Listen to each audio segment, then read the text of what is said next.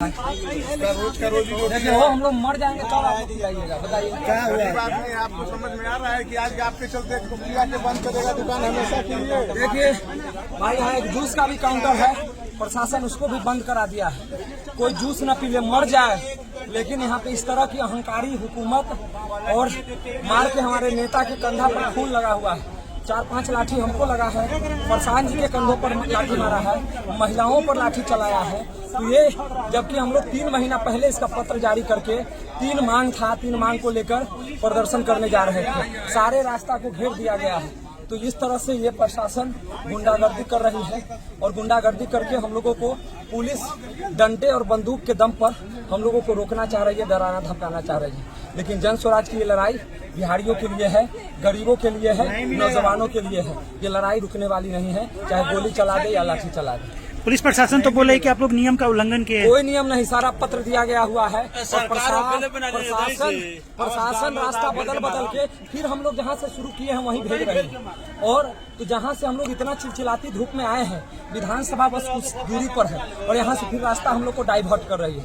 तो विधानसभा का घेराव करना, प्रदर्शन करना, ये लोकतांत्रिक अधिकार है, ये आजादी के समय से चलते आ रहा है, ये लोकतंत्र में निहित अधिकार है। उस अधिकार के तहत हम लोग 3 महीना पहले आवेदन दिए, हमारी पार्टी के प्रदेश अध्यक्ष, राज्यपाल और राष्ट्रपति को भी ज्ञापन दिए हैं, मुख्यमंत्री को भी दिए हैं और मिलने के लिए गए। जब नहीं मिला, मिलने के बाद अगर वार्तालाप कर लेते तो आज हम लोगों को प्रदर्शन करने की भी जरूरत नहीं आती। न वार्तालाप किए हैं, न जो मुद्दा है उस पर सुनने को तैयार नहीं है।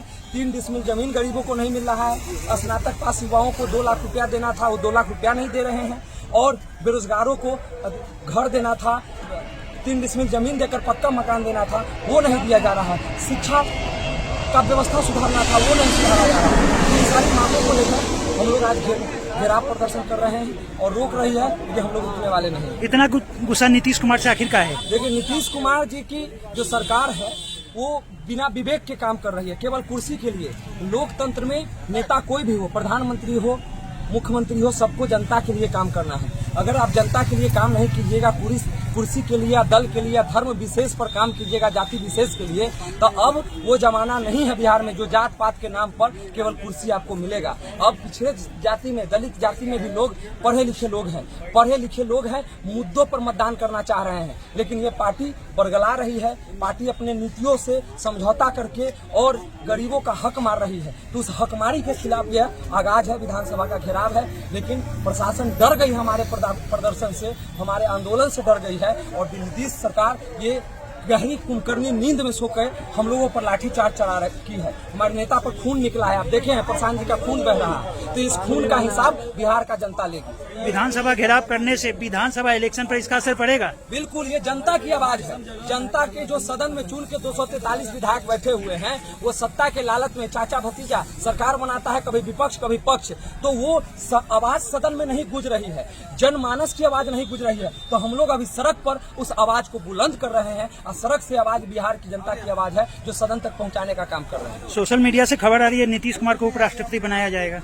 ये उनका मैटर है, हम लोग उससे किसको क्या बनाया जाएगा, हमको बिहार की जनता को क्या बनाया जा रहा है। आज भी बिहार की जनता बेघर है।